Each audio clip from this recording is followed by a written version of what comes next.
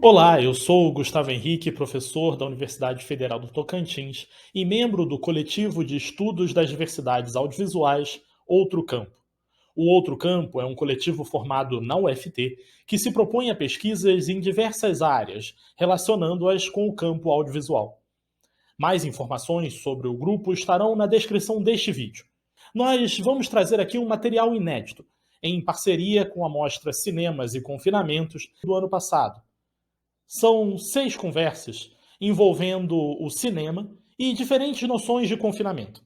Para abrir essa nossa semana, vamos ficar com a conversa com Gabriel Dietrich, que teve como tema Pandemia, Morte e Confinamento, e que foi a partir dos filmes Pânico nas Ruas, de Elia Kazan, de 1950, e Festim Diabólico, de Alfred Hitchcock, de 1948. Espero que vocês curtam. Bom debate. Eu estou de bem comigo, isso é difícil. Bom, gente, agora a gente já vai direto para a nossa conversa com Gabriel Dietrich. Ele é filósofo e foi professor da Universidade Federal do Tocantins e atualmente faz o seu doutorado na Universidade Federal de Santa Maria. É isso. Então, obrigado, Guilherme. Passamos a palavra para o Gabriel. E eu não sei, assim, qual que é a impressão geral de vocês, vendo esse filme agora, o Festim Diabólico, que ele me parece um filme complexo, cheio de camadas. Se a gente for fazer uma análise, eu não tenho condições, mas uma análise, assim, dos recursos, né, que são utilizados, tem poucos, são utilizados quantos? 3 ou 4 cômodos ali de um apartamento. É basicamente um fluxo de conversas e de, eu não sei como dizer, de choques, né? É bastante desconfortável, né? E olhando esse filme, uma das coisas que eu pensei em comentar aqui, que tem a ver um pouco com as coisas que eu estudo, mas sem ser academicamente enfadonho e entediá-los, que é um tipo de fenomenologia, né? Não sei se vocês estão familiarizados, mas a fenomenologia é basicamente o esforço de compreender a experiência humana em suas formas mais variadas, né? Então, a gente pode começar por agora mesmo, a experiência de ver um filme, cada um na sua casa é muito diferente de ir num cinema ou de assistir com um grupo de amigos menor. Mas que seria, por exemplo, a gente experimentar uma situação daquela, num festim desse? Se a gente se colocasse na posição de qualquer um desses personagens. Porque é muito curioso ver as reações e como elas são indicativas, né, do que está se passando ali no, digamos assim, no universo interior.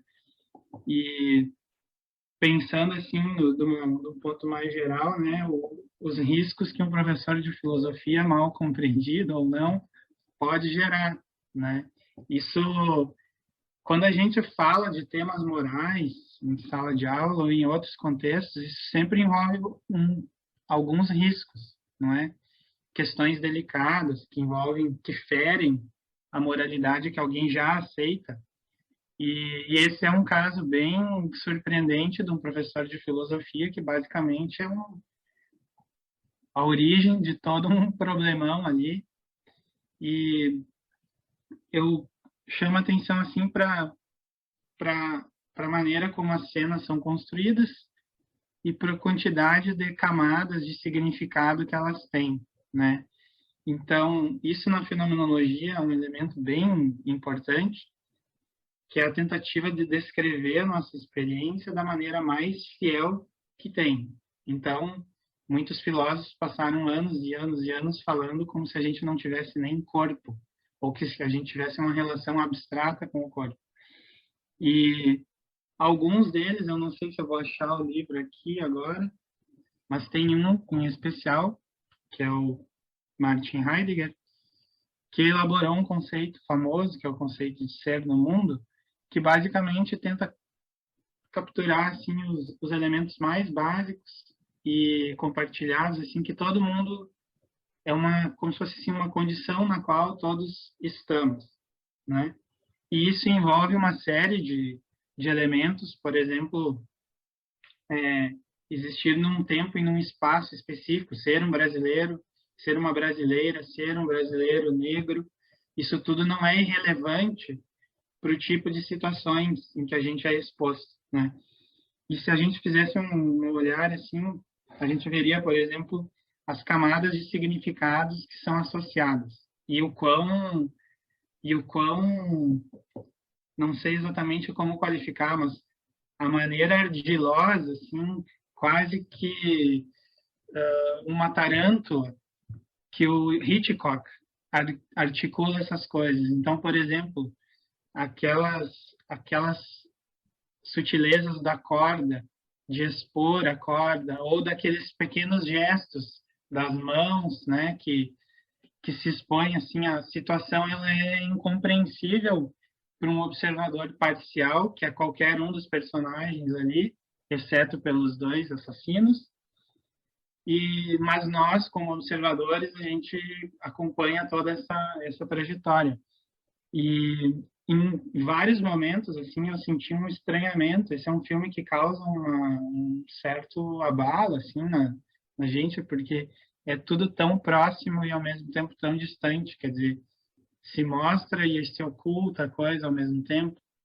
E o ápice desse mostrar, ocultar, me parece ser a Arca, né? Que parece ser uma espécie, assim, de elemento central, simbólico, de um sadismo, de uma espécie de... Não sei também com o que vocês acham, mas é um tipo de crueldade, né? Muito cruel, é muito particular, né? E, enfim, eu pensando assim nesse conjunto de elementos, e agora fazendo um passo atrás, né? Vamos sair daquele apartamento e vamos agora para o Brasil, né? O que a gente poderia dizer assim, desde uma perspectiva fenomenológica, sobre morte, sobre confinamento e sobre pandemia?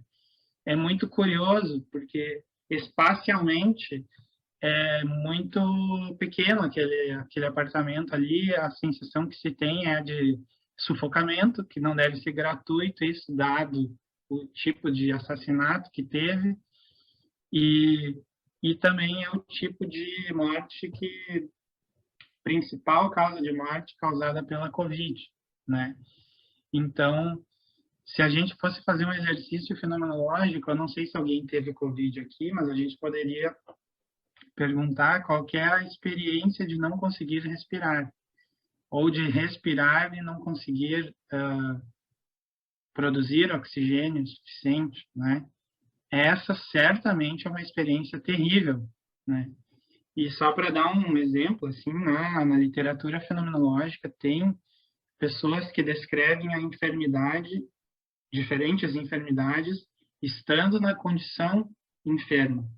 Então, tem uma particularmente importante, que é a Ravi Carel, que tem problemas respiratórios graves e carrega com ela um tubo para cima e para baixo, porque sem aquele tubo ela não consegue sobreviver, e isso muda todas as relações, né?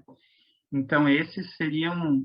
A gente poderia fazer uma fenomenologia sobre a respiração, sobre isso tem já, né, feito. E a gente também poderia tentar descrever a nossa experiência de confinamento, né?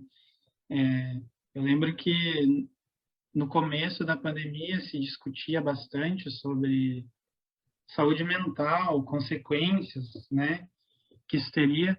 E, curiosamente, conforme a pandemia foi se alongando, eu não sei se porque as pessoas começaram a pressupor que o confinamento não era tão radical mais, mas essa discussão pareceu sair assim um pouco do radar, né? Mas o que significa ficar preso em casa assim tanto tempo? Isso certamente altera a experiência que a gente tem de mundo, de nós mesmos, dos outros, né? Mas eu não posso deixar de fazer uma analogia aqui que tem 2 pontos do filme que chamam mais atenção, assim, talvez do ponto de vista estrutural, né? Que é, bom, a atitude de se arrogar uma condição de tutelar quem vive e quem não vive, né? Acho que isso é talvez foi o maior legado negativo do professor de filosofia Rupert ali.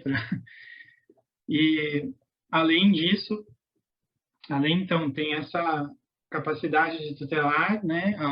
Uma arrogância extrema e o desejo, né, de realizar um crime que seria perfeito, que não teria nenhuma falha. E eu não posso deixar de fazer uma analogia muito perturbadora, talvez, porque se a gente pensar esse caso em específico, ou outros também, né? Esses dias a gente conversou, Guilherme e Gustavo, sobre o crime e castigo, que tem uma situação similar, né? Alguém se julga no direito de eliminar alguém porque tem uma série de razões, só que no caso do crime e castigo tem que lidar com a consequência disso, com a culpa, né?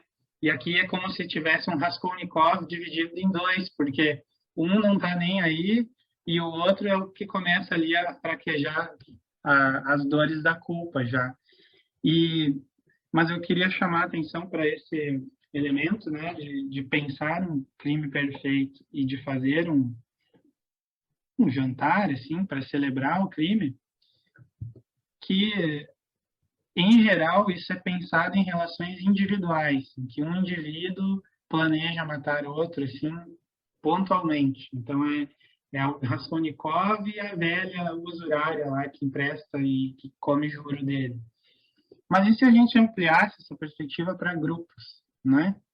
Então, fazendo uma analogia, talvez forçada, tudo que se revelou, né, nessas discussões que se teve, desses acordos de vacina, coisa e tal, supostamente, um dos elementos decisivos disso foi um chope, né? Foi um encontro em que se festejou diabolicamente algo que teve consequências muito importantes, né? Então, me parece sim que esse tipo de situação ele pode ser visualizado em diferentes contextos. E se a gente pensar que algumas coisas são fruto de negacionismo, isso já é muito perturbador. Mas se a gente conseguir colocar o negacionismo dentro de um plano em que o que se visa, por exemplo, é ganhar isso ou aquilo, coisa desse tipo, me parece que vai ser muito mais perturbador. Então, quem sabe se a gente fosse fazer uma versão brasileira do Crime e Castigo ou uma versão brasileira do Festim Diabólico, a gente teria hoje em dia recursos muito mais doloridos, porque dizem respeito a grupos, a populações. E uma das mensagens mostradas, né, naquela ocasião era exatamente um roteiro de alguém dizendo como burlar, né, como fazer um crime perfeito. Não sei se vocês viram isso. Todos os espaços, né? Então, eu não sei, assim, acho que toda essa situação da pandemia, que envolve um confinamento, que envolve a relação com a morte, nos força a repensar basicamente toda a nossa condição. E em relação a esse tipo de episódio, é muito mais grave porque a gente não está se referindo apenas a um indivíduo versus o outro, como é mais tradicional, mas a grupos inteiros, né? Então, e agora eu já termino também, só para contar, no início da pandemia, quando a gente ouvia tosses, estava ali no mercado e alguém tossia, parecia que tinha explodido uma pequena bomba, né? E aos poucos a gente vai se acostumando com isso. Uma das sensações também, uma das experiências mais marcantes que a gente tem é a de não saber se está infectado ou não e ter cuidado de não infectar outros, né? E conforme o tempo vai passando, essas coisas elas vão sofrendo redimensionamentos, né, reformulações. E agora a situação ela é muito difusa, porque existe o distanciamento, existe o confinamento, as mortes, por exemplo, quantas pessoas morreram hoje? Eu não sei o número exato, mas foram muitas pessoas, né? E há um tempo atrás a gente acompanhava, eu pelo menos acompanhava assim com mais, não sei, com mais precisão, né? Esse tipo de coisa. Então eu não sei assim o que vocês gostariam de conversar. Me parece sim que a estratégia de traçar um crime perfeito, essa é uma estratégia bastante conhecida, né, em vários níveis da vida brasileira.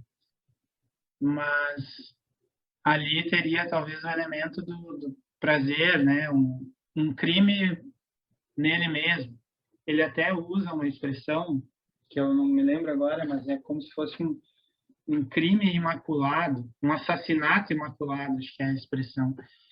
Esse é um filme que eu acho particularmente difícil de comentar, porque teria que pensar muitos diálogos poderiam ser pensados, né, um a um, e acredito assim que o Hitchcock e os atores também eles conseguem fazer essa experiência assim de um quase confinamento em que tem alguma coisa muito estranha acontecendo ali, ninguém sabe exatamente o que se passa. E é isso, eu não sei o que vocês gostariam de comentar. Bom, eu estou vendo aqui que a gente já tem uma pessoa, já tem a Aline, já está com a mão levantada. Então, eu vou deixar. Quem se sentir à vontade, lembrando que a gente está gravando esse pedaço do bate-papo, até para depois, possivelmente, disponibilizar em outros meios. Então, obviamente, se a pessoa não se sentir à vontade de abrir a câmera, mas quem quiser, as câmeras estão liberadas. Se alguém quiser dar um alô, mostrar sua cara. E eu vou abrir aqui e pedir para a Aline falar conosco. Oi, boa Oi, noite, vocês Aline, me tudo ouvem? bem? Tudo Sim. bem. Primeiro, muito legal o filme, é um dos poucos filmes do Hitchcock, dos clássicos que eu não tinha visto. Não estou falando lá dos filmes que ele fez na Inglaterra, mas dos clássicos, né? E achei o filme muito interessante.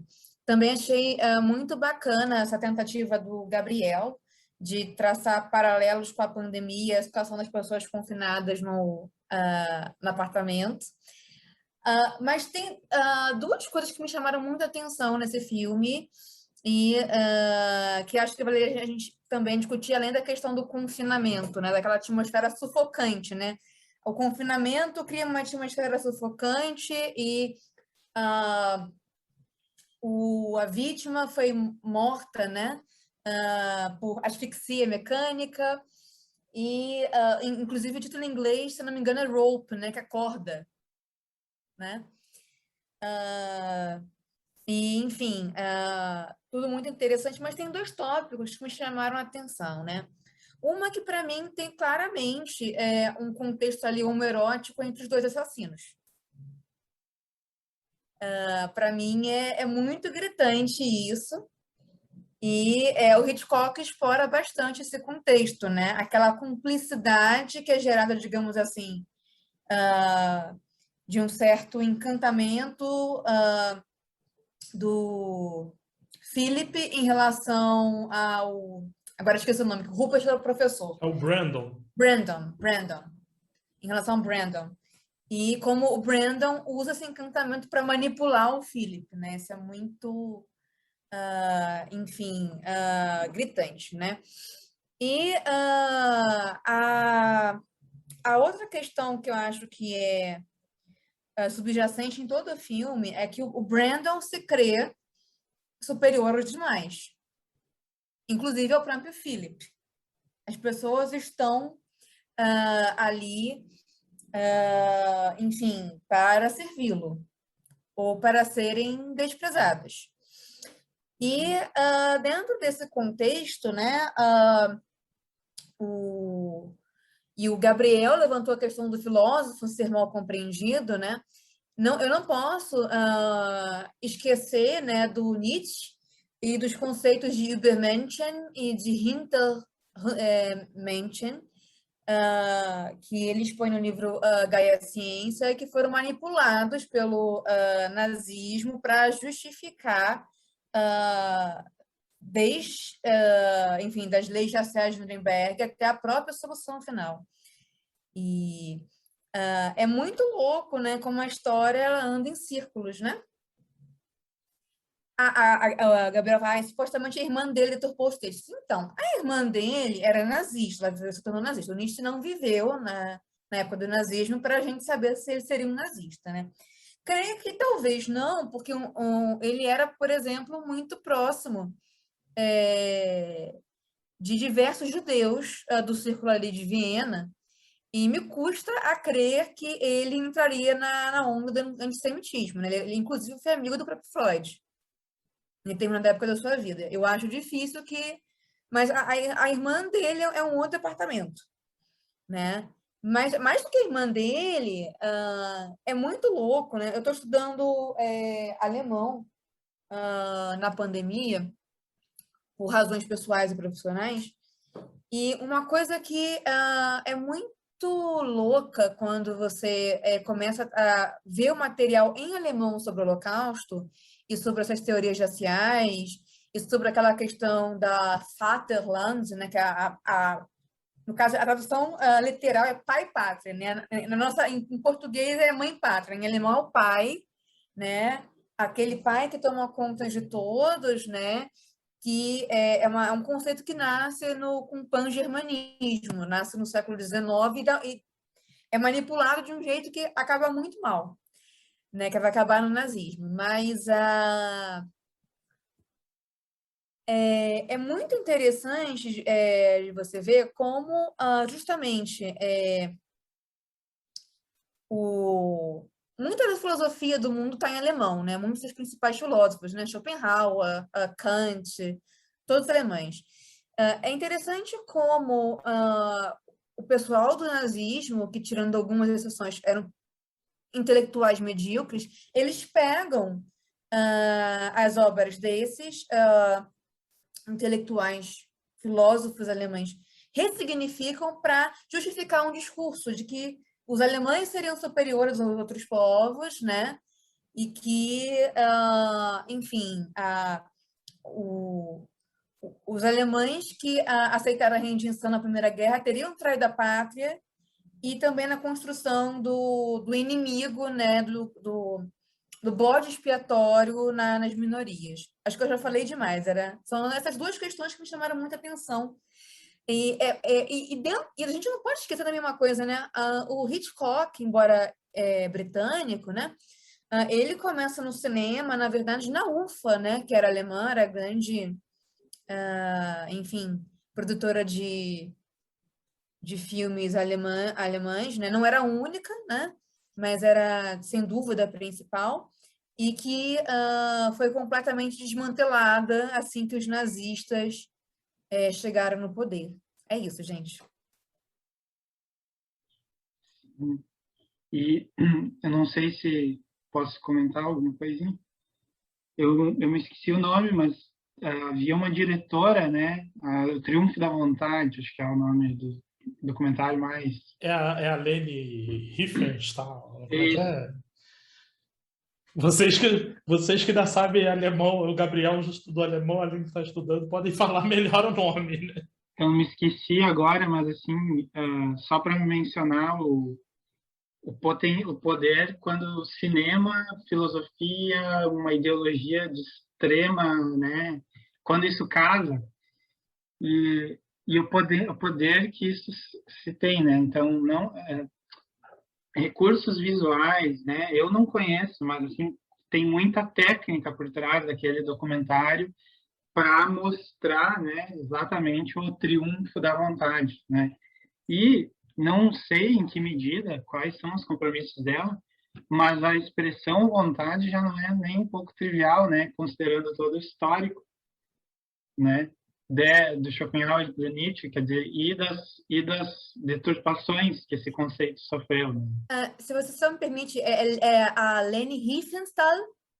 A Leni Riefenstahl, ela tem 2 documentários, né, que são consideradas obras nazistas, e ela foi banida na Alemanha. É crime você, na Alemanha, exibir os filmes da Leni Riefenstahl. É crime, você pode ir preso se você exibir. Mas além do Triunfo da Vontade, que é sobre o Congresso do Partido Nazista em Nuremberg, tem o Olímpia, que é o documentário sobre as Olimpíadas de Berlim de 36. Uhum. E também tem aquela estética nazista, né, e que ela manipula a mitologia grega. O documentário começa com estátuas gregas, né, que vão se tornando os atletas. É muito bonito tecnicamente, né? Uhum. Mas, sim, tem essa questão de você pegar o discurso e ressignificar e tornar seu de um jeito deturpado, né? No caso do nazismo, né? Além do Nietzsche, eles pegam basicamente todos os filósofos alemães que eram pan-germanistas do século XIX para, enfim, deturpar o discurso deles em nome da Vaterland. Uhum. Sim, e com certeza esse tipo de coisa, né, que a gente vê ali como da perspectiva do Brandon, eu sou o superior, eu posso fazer tudo. Tem até uma expressão, né, para isso, que é a besta desamarrada, né? Eu acho que alguém que se coloca numa condição assim não tem mais freios, não tem contrapesos, porque tudo é justificado, né? E esse tipo de comportamento, talvez, né, talvez teria 2 maneiras de ver. Uma que seria assim qualitativa, ou há pessoas que são assim, ou há pessoas que não são, mas a gente poderia ver gradativamente isso também. Talvez haja pessoas que são mais ou menos como o Brandon, e mais ou menos, ou não só totalmente, né? E eu penso assim que esse tipo de recurso não é tão difícil de encontrar. Grupos que se colocam em posição de que, por alguma razão, a gente não precisa nem mencionar alguns, mas a gente já vai saber a quais a gente se refere, que se colocam historicamente a tutela de outros grupos, né? E nisso, na base disso, há muito muito veneno, assim, não é trivial quando um grupo diz assim, ou um representante de um grupo diz, não, agora todos os outros vão ter que se ajustar aos padrões que eu penso. Claro, né, a gente considerando, então, não em termos de qualidade, mas em termos assim, de gradação, isso pode ir desde que tipo de roupa você usa, não sei o quê, que religião você adota, até decidir questões literalmente de vida e de morte, né? Então, por exemplo, não considerar que pessoas que não são deficientes têm a mesma função, quer dizer, estabelecer 2 categorias, tem os normais e os não normais. E os não normais, entre aspas, né, eles são um fardo e eles atrapalham os normais. Talvez seja uma expressão assim de um tipo de gradação, né, menos extrema do que pode ser, talvez, mas não é totalmente desvinculado, né, a gente poderia procurar um nome desse tipo de perspectiva, que é uma perspectiva assim autorreferida, no sentido de se considerar sempre superior a, e ao mesmo tempo demeritória para todos os outros, né? É uma perspectiva assim violenta, extremamente violenta.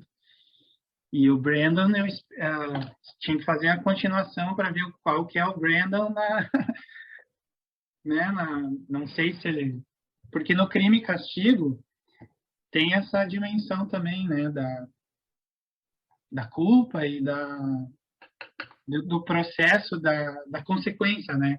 Ali acabou meio que queria saber do Brennan o que aconteceu depois e qual que foram os pensamentos, né? Porque eu acredito que mesmo pessoas assim, elas em algum momento elas vão se dar conta de que a realidade ela se impõe. O sujeito se acha superior e ele está lá lascado, né? Acho que seria interessante fazer um exercício de contra, né?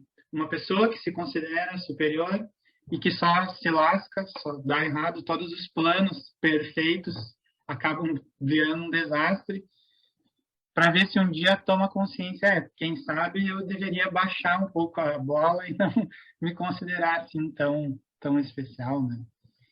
Eu acho que isso está acontecendo numa certa realidade na qual vivemos, mas, assim como você disse, acho que não é preciso dizer os grupos nominalmente.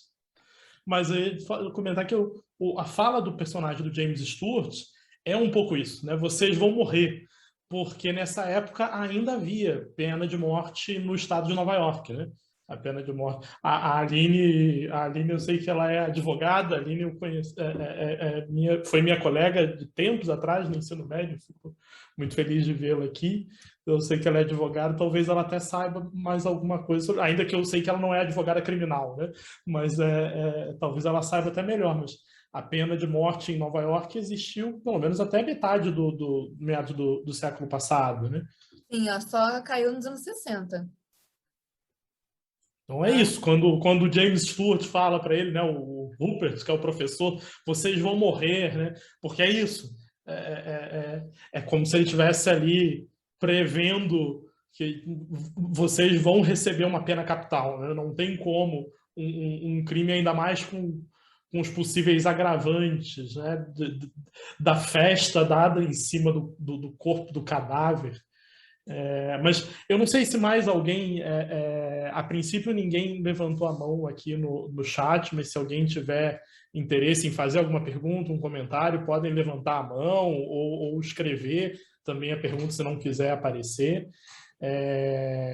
A Aline fechou a câmera, mas se quiser também depois deixar aberta e participar, fique à vontade. Acho que digo mesmo para quem está nos acompanhando, e passo a palavra para o Guilherme, que eu acho que ele quer falar alguma coisa. Tá mudo.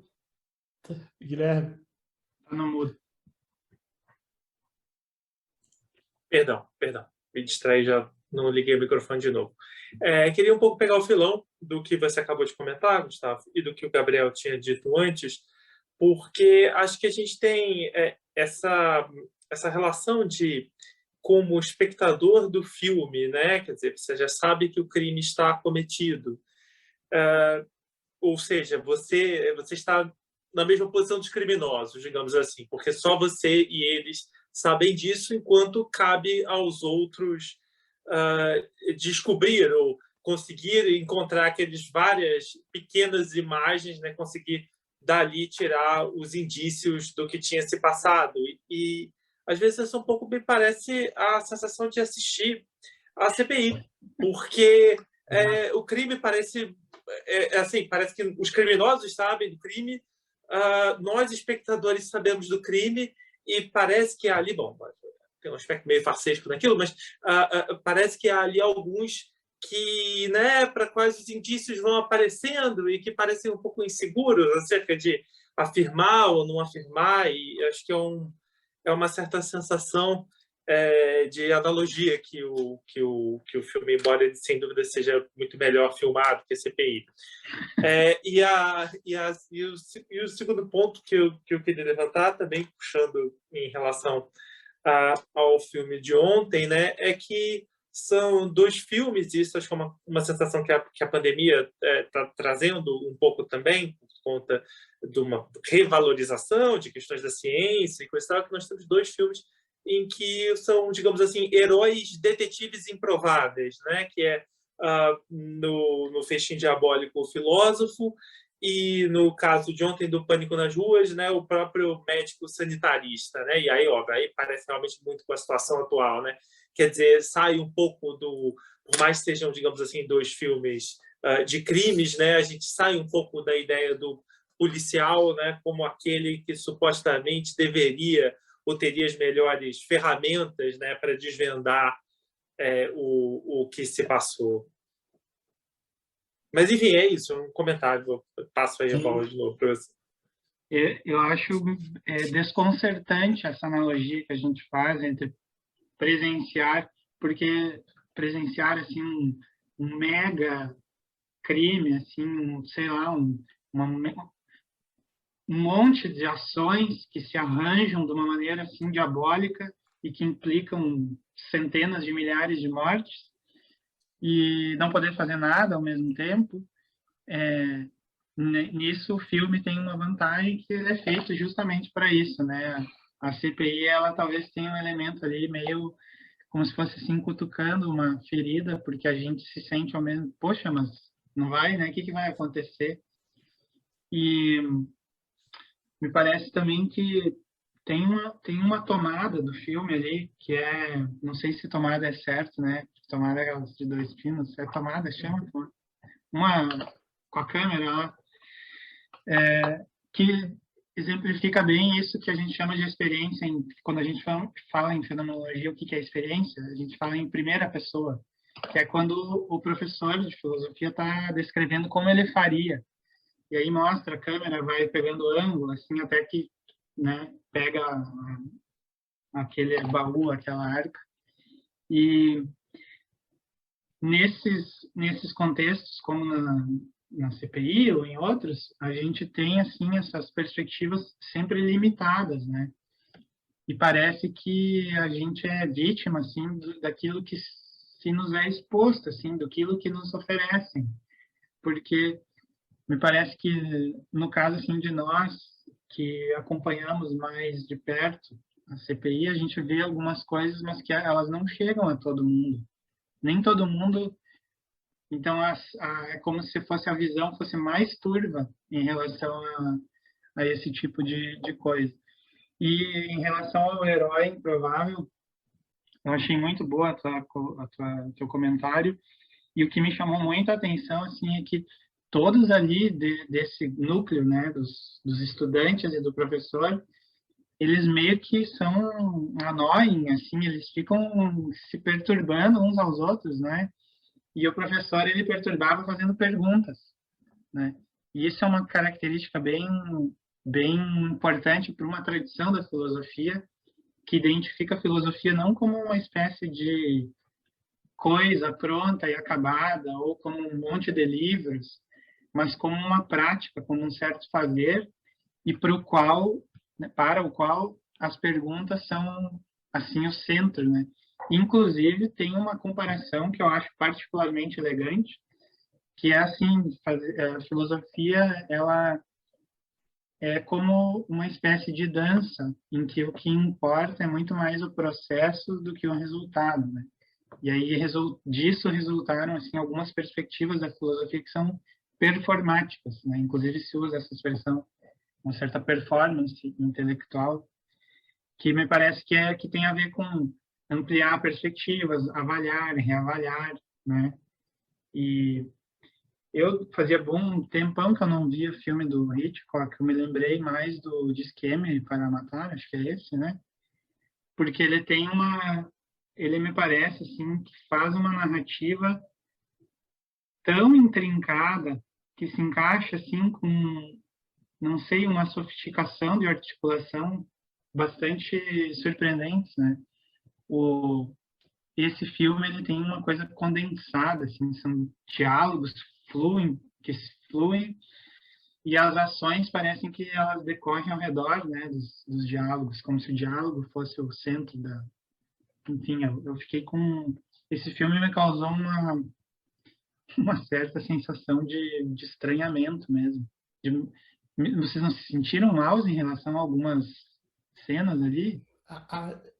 Sim, eu queria, acho que, bom, para não perder o gancho de antes, fazendo essas comparações com a CPI, eu acho que a gente tá para a CPI um pouco como os outros personagens estão para esse filme, assim, sabe? A gente está ali como essas pessoas que não sabem exatamente tudo o que está acontecendo, né? Sabem que tem tem um problema, né? Mas não sabem exatamente, a gente não sabe todas as dimensões, né? Então, acho que eu me sinto um pouco nesse sentido.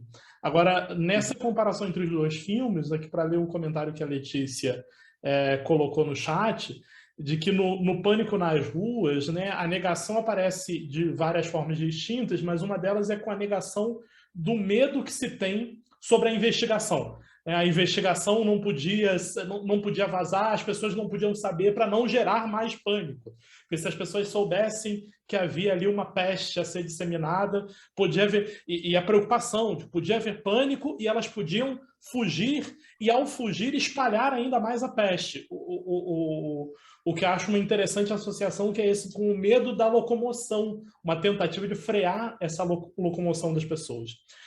Mas que no filme de hoje, né, depois até corrigiu ali, no filme de hoje há uma negação excitante, né?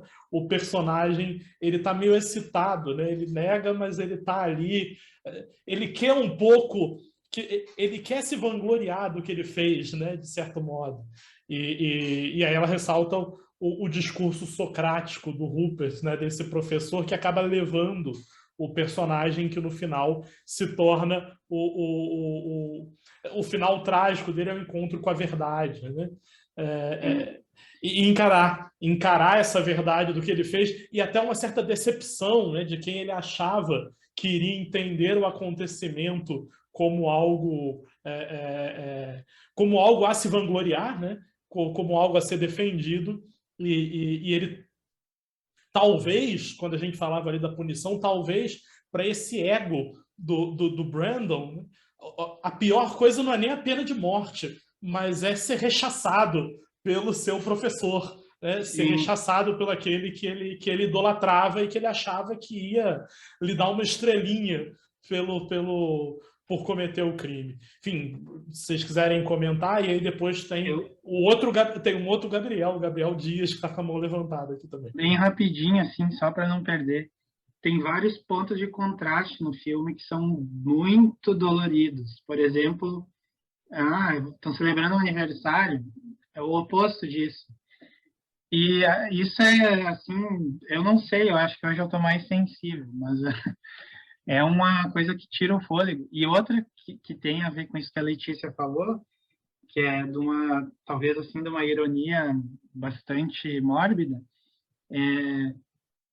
algumas pessoas, né, quer dizer, se caracterizam o método socrático como maiêutico, e uma das caracterizações é como se fosse um parto das ideias. Tu vai fazendo lá um monte de perguntas até que uma ideia surge, né? E no caso ali, as perguntas, né, aquilo que acabou revelando um corpo, né, um cadáver. Então esse também é um elemento contrastivo, assim, que tem uma dimensão Hitchcockiana mesmo, porque é mexer com pensar coisas. E qual que seria o gênero dele ali? Eu não sei se é um suspense, né? Um filme de suspense seria. Acho que mantém suspense, né? É que o Hitchcock tem essa coisa, né, do suspense, em que ele joga, não necessariamente o suspense é não saber, né? Às vezes você sabe, o crime já aconteceu. Sim. Como que alguém, como vão descobrir, né? Sim. Enfim, podemos passar pro Gabriel, que está com a mão levantada aqui. Gabriel. Hello, tá me ouvindo? Estamos. Não, tudo bem, boa noite a todos e a todas. Não, é só porque eu fiquei pensando em várias coisas. Primeiro, porque como o filme é teatral, assim, na real, né? Fiquei o tempo todo pensando como parecia que estava realmente num teatro e não num cinema, né? Isso foi uma sensação divertida para ter agora durante a pandemia, né? Eu acho engraçado essas escolhas, engraçado assim, curioso, né? Essas escolhas de narrativa em que se faz visualmente, de como ele acompanha a história, apesar de não estar acompanhando a estrutura do diálogo em si dos personagens, né? É sempre desse ponto de vista do espectador, né? Ele chama uma atenção que nem sempre é uma atenção, hoje em dia, como uma atenção pequena. Ele deixa logo claro ali, né? Para a gente acompanhar. E a gente vai acompanhando, mesmo que para quem esteja mais atento, ouvindo, sem a legenda. Dá para ver que o tempo todo aquele movimento está acontecendo mesmo ali. Dá para ouvir o que está rolando no cenário, né? E isso é muito interessante dessa construção que o Hitchcock faz. Comentando aquilo que você tinha falado, não sei se foi, acho que foi o Gustavo que tinha comentado, né? Muito interessante isso no final, né? Dessa procura por aprovação daquilo que ele tinha feito, né? E esse lance do intelecto superior como é escroto, né? E me lembrou um pouco daqueles... Agora tem até um filme de terror que dá para estrear, assim, eu não sei se é um segundo ou um primeiro, mas já faz algum tempo que tem referências a um tipo de teoria que eles chamam de purge, né? Que é como é o nome? Esqueci, expurgo, né? De uma teoria de que a gente deveria ter ali um dia livre para fazer o que fosse para fazer, inclusive matar pessoas, estuprar e o cacete, né? Tipo assim, como se fosse aquele dia livre para o ser humano ser animal, né? E eu acho que vai muito de encontro com essa teoria dele, né? De que ele é o capaz de decidir o que ele quer fazer porque ele é mais inteligente de acordo com ele, né? Essa barreira que ele não tem, né? De social, de entender as coisas. Assim, enfim, muito doido. É um filme que nunca vai deixar de ser atual, né? Infelizmente. Uhum. Um pouco Psicopata Americano, enfim, diversas outras histórias que a gente tem por aí, né?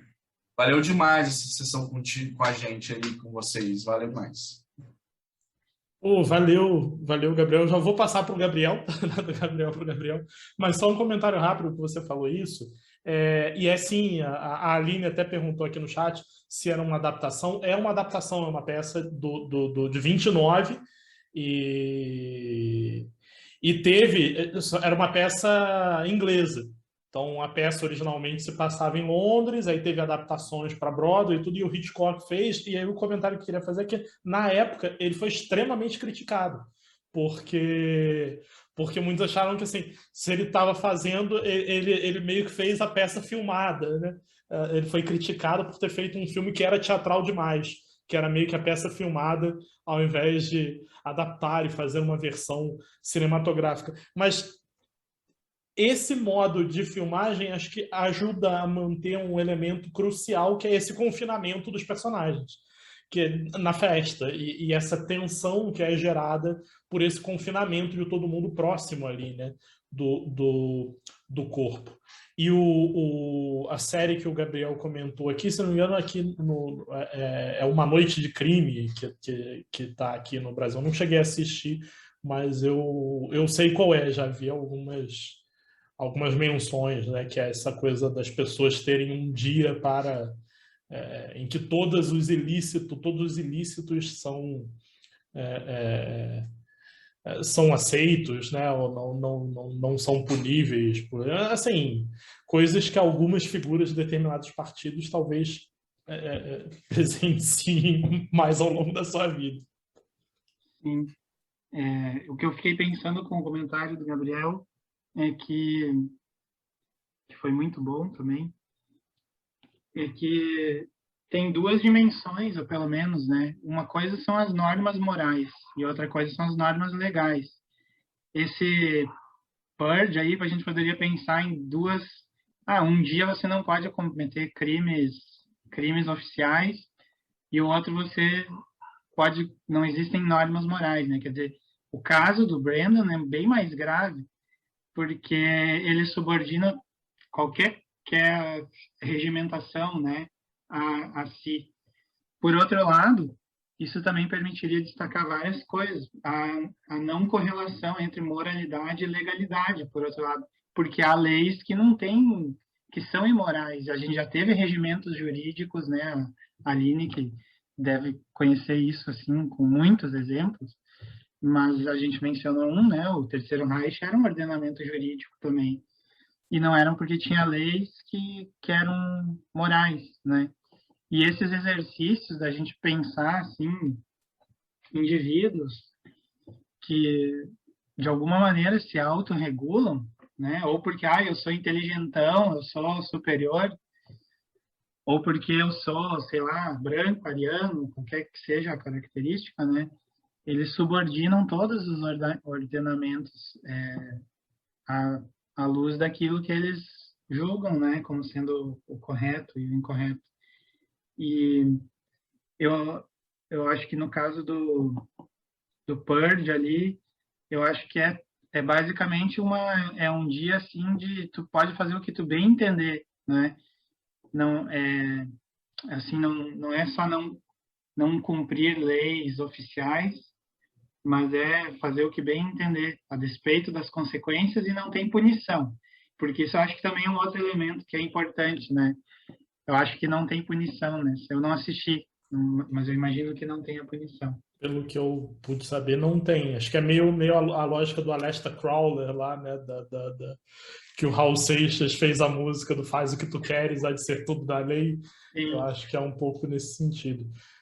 Não sei, o Brandon talvez esteja muito mais para o que a Aline mesmo ressaltava lá do Ubermensch, né? Do super-homem, que é a figura que acha que ela paira acima de tudo, né? Acima até das próprias leis. Né? Sim. E tem casos gradativos, assim, que a gente poderia encontrar de indivíduos que têm um código moral particular que é relativamente aproximado, ele compartilha alguns valores com outros códigos e ele aplica rigorosamente. Então, por exemplo, pessoas que cometem assassinatos de outros criminosos porque desprezam aqueles crimes, né? Há pessoas que se sentem justificadas a fazer isso e observar esses ordenamentos é bastante desconcertante também. Como que as pessoas conseguem se descolar, né, de moralidade e de normas mais gerais, estabelecer as delas, enfim, é uma relação bem curiosa essa entre indivíduo, ordenamento jurídico, outros indivíduos, né? Bem complexo, eu acho. Acho que esse filme explora muito bem um ângulo disso. Né? Nesse sentido, a gente tem um contraste interessante entre os dois filmes, né? Porque no Pânico nas Ruas, digamos, o assassino é totalmente vulgar, né? Quer dizer, não apenas porque não há ali nenhum jogo específico e não há nenhuma grande posição, digamos assim, filosófica a ser experimentada, bem ou mal entendida, mas porque ele comete um crime que, como a gente depois vê, não é a coisa mais perigosa, porque existe uma coisa mais perigosa do que aquele assassinato pontual, que é o próprio risco de espalhamento da peste. E quem tem essa outra relação com a moralidade e com a legalidade acaba sendo o médico, porque é o médico que tem essa reação de não, mas não importa se ele é o assassino ou não. Eu quero... Tem uma cena assim perto do final, né? Não, eu posso tratar de você. Você provavelmente está contaminado. Eu quero tratar de você. Não estou aqui para discutir exatamente. Não é se entregue para ser punido, é se entregue para ser tratado. E isso é um certo contraponto, né? Como, de alguma forma, também a experiência da pandemia acabou por bagunçar, né, alguns desses conceitos de moralidade e legalidade, né? Todo um debate também que houve em outros países acerca da pertinência ou não, do direito ou não de poder confinar as pessoas, né? Quer dizer, isso é aceitável fora de um momento tão excepcional? Acho que isso, enfim, são outras questões aí que um pouco atravessam assim, a dupla de filmes. E também é interessante, só bem rapidinho, assim, como esse ponto que você falou agora, Gustavo, Guilherme, desculpa, da posição médica, né? Diferentes setores da sociedade brasileira reagiram assim de uma maneira sem firula, dizendo assim, não, certos grupos não merecem vacina.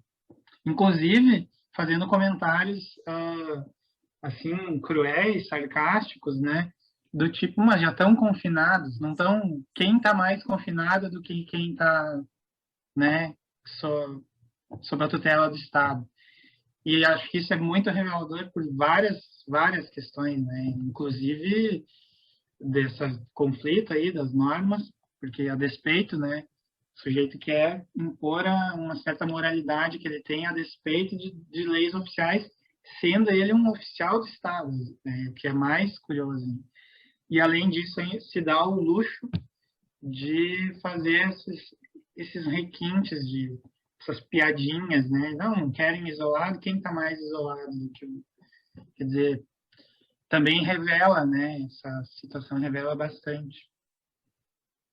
O Gabriel Dias aqui até chamou atenção, né, que um questionamento da pandemia mesmo foi de testar nos presos primeiro, né, que é subcategoria, né? Isso. E aí, uma cena interessante do filme, o Guilherme chamou a atenção do Pânico nas Ruas, que a gente viu ontem, é o momento em que o criminoso ali, que está... o grupo de criminosos, né, que estão sendo procurados e que não tem ciência de que um deles pode estar carregando a peste pneumônica, e o cara está doente, e a relação com eles, assim, do cara que está doente é simplesmente dele ser um fardo, né? Eles querem tratar dele só porque eles querem tirar dele a informação do que pode ter sido trazido de valor no barco. E eles chamam um médico, que é um médico que vai ali só para tentar dar qualquer tratamento, né? Dê qualquer coisa para que ele possa falar, que faz o contraponto entre o que seria, e aí, óbvio, a gente está falando de uma obra que tenta produzir uma espécie de ideal de moralidade, né? Entre o que seria esse médico sanitarista ideal, que está preocupado com a saúde da população, então, para ele, mais importante, inclusive, do que pegar o criminoso ou punir o criminoso, é impedir que essa doença se alastre, e o outro médico, que é esse médico, o que seria a versão do médico corrupto, né, que está ali simplesmente para ganhar dinheiro e fazer o que pagarem mais. E tem uma hora que ele fala, olha, ele precisa de um tratamento, agora eu já não lembro exatamente o que ele fala, que é sede de tubos de respiração, alguma coisa que precisa ser no hospital. Mas nós não vamos levar ele para o hospital.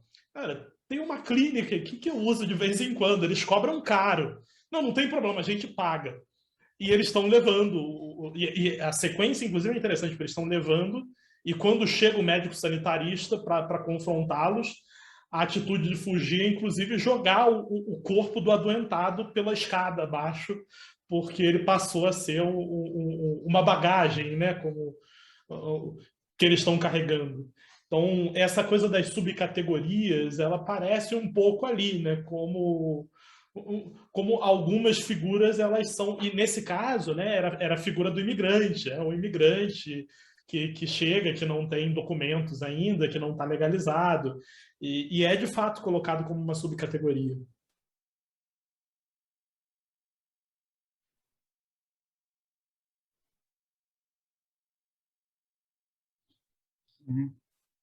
Eu acho que esse é o ponto, né, um dos pontos principais, que é avaliar, categorizar seres humanos como melhores ou piores, ou assim, assado, e à luz desse conjunto de valores aí, né?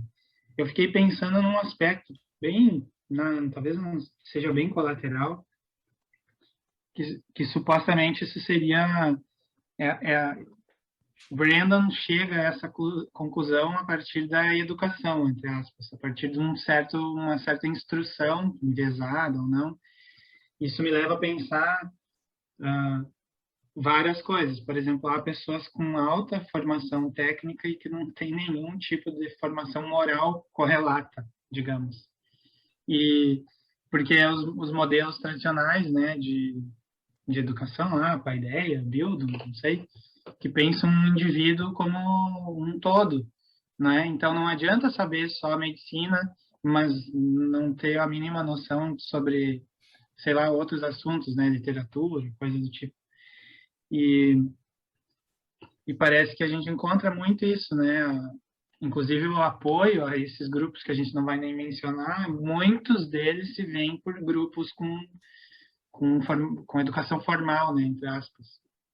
E o que significa que não nessa dimensão dos valores ou da moralidade, né, não houve não acompanhou, né? Pode ser um grande profissional na sua área, inclusive até nas áreas especializadas, né, como na virologia, como pessoas que sabem muito disso, mas que acabam assumindo posições que são aberrantes, né? Assim, não tem cabimento. Não, eu não sei se o Guilherme quer falar alguma coisa, que você me fez pensar até que nesse sentido, o mito da meritocracia, inclusive, muitas vezes acaba sendo utilizado para que essas pessoas se coloquem um pouco numa atitude como a do Brandon, obviamente, não necessariamente chegando ao mesmo crime que ele cometeu.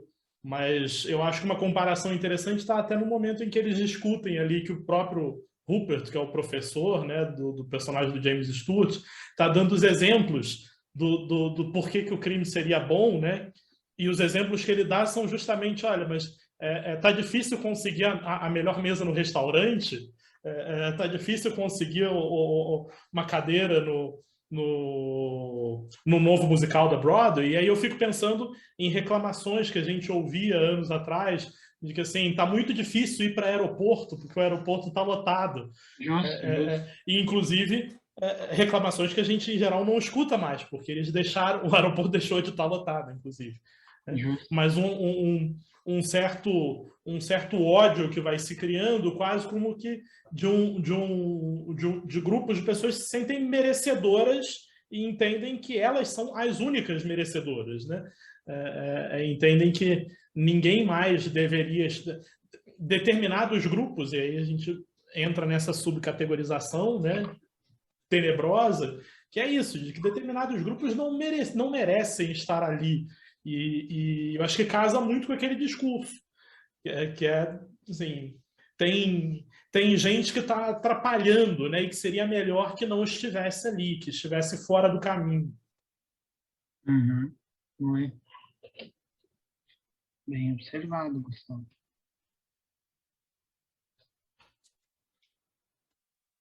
Bom, gente, acho que a gente pode ir caminhando para o final. Esse clima de alegria, né? Tem gente que deveria sair do caminho. Esse clima leve como os filmes. Mas é isso. Se alguém quiser levantar aí uma última questão, ou se não, só passo aí a palavra para o Gabriel, se ele quiser se despedir, dizer uma última coisa. E é isso, né? E acho que vamos deixar o Gabriel falar, né? A gente volta, passa as informações, serviços de amanhã, e aí a gente, né, conversa um pouco mais sobre o que vem depois, para também não acabar nesse clima.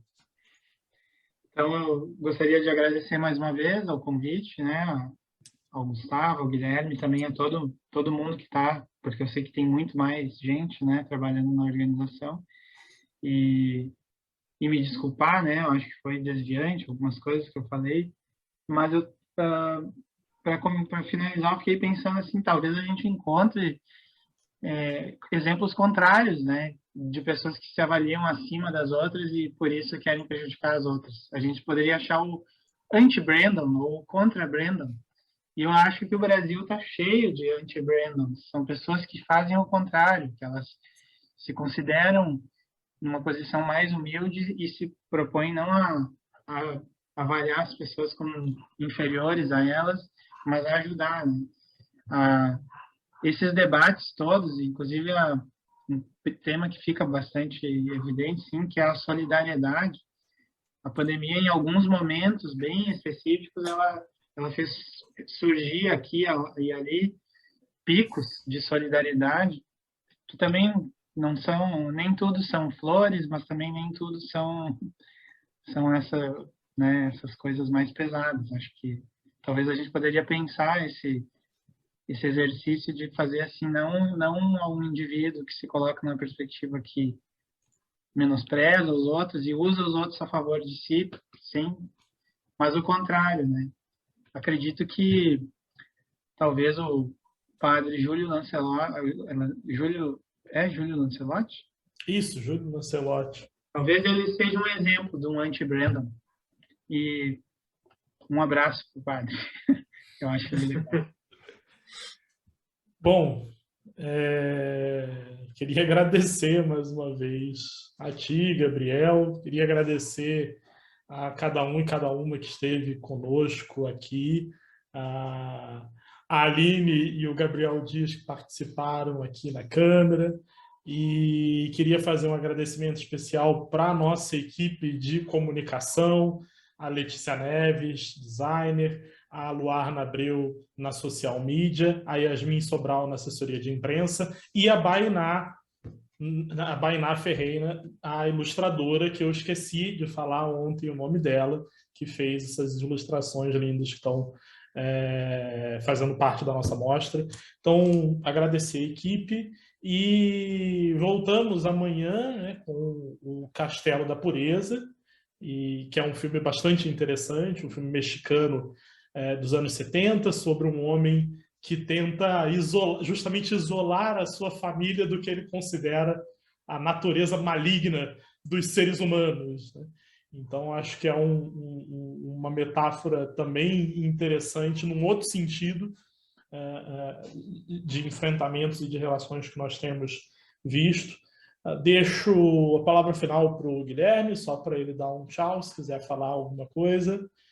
Não, só agradecer a todos que estiveram conosco, especialmente ao Gabriel, pelas suas falas, ter aberto aí várias possibilidades de leitura desse filme e de várias questões que começam nesse debate, que vão continuar no próximo, né? Quer dizer, é uma lógica de associações, né, que a gente vai aos poucos construindo entre todos os filmes, entre todas essas falas.